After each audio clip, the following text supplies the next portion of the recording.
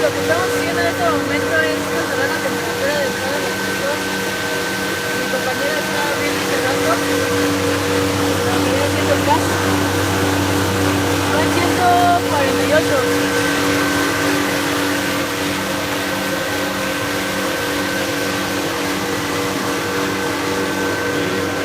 En la parte de arriba estamos alimentando agua para ayudar a que las personas alcancen las condiciones de operación para posteriormente agregar la leche.